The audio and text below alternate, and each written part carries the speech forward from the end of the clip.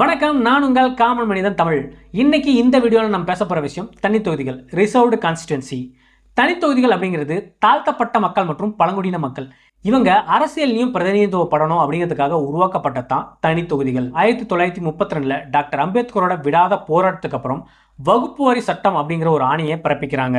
தென் அதுக்கப்புறம் இந்திய பாகிஸ்தான் பிரிவினைக்கு பின்னாடி 1950 இந்திய அரசியலமைப்பு சட்டம் சொல்ற மாதிரி சமத்துவத்தையும் சமூக நீதியும் காப்பாத்துக்காக உருவாக்கப்பட்டதான் தனி தொகுதிகள். தனி தொகுதிகள் உருவாக்கப்பட்டது மட்டும் இல்லாம அதை உடனே நடைமுறையும் படுத்துறாங்க. 1952 இந்தியாவில் நடத்தப்படுற முதல் பொது தேர்தலையே 1952 மற்றும் 57 தேர்தலில் தனி தொகுதிகள் உருவாக்கப்பட்டு தேர்தல்கள் நடத்தப்பட்டாலும் அதுல இரட்டை உறுப்பினர்கள் தேர்தல் முறை தான் நடத்தப்படுது. இரட்டை உறுப்பினர்கள் அப்படிங்கிறது என்னன்னா, ஒரு தொகுதியில 2 எம்எல்ஏக்கள் தேர்ந்தெடுக்கப்படுறாங்க. அதுல ஒன்னு தாழ்த்தப்பட்ட மக்களும் இன்னொன்னு பொது பிரிவினரும். இது எல்லாத்துக்கு அப்புறம் 1962 நடத்தப்படுற தேர்தலில் தனி தொகுதிகள் அப்படிங்கிறது ஒன்று தாழ்த்தப்பட்ட மக்களுக்காக மட்டும்தான் அப்படின்னு சொல்லி ஒரு சட்டத்தை கொண்டு வர்றாங்க.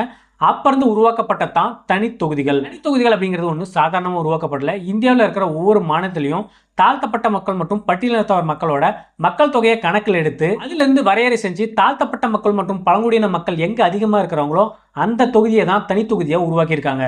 இந்த தனி தொகுதிகள் அப்படிங்கிறது நிரந்தரம் இல்ல, 10 ஆண்டுகளுக்கு ஒரு முறை சுழற்சி முறையில் உருவாக்கப்பட்டதான் தனி தொகுதிகள். இந்த வகையில தமிழக சட்டமன்றத்தில் தாழ்த்தப்பட்ட மக்கள் பிரதிநிதித்துவப்படணும் அப்படிங்கிறதுக்காக 44 தொகுதிகள் தாழ்த்தப்பட்ட மக்களுக்காகவும் 2 தொகுதிகள் பட்டியல் பழங்குடியின மக்களுக்காகவும் ஒதுக்கப்பட்டிருக்கு.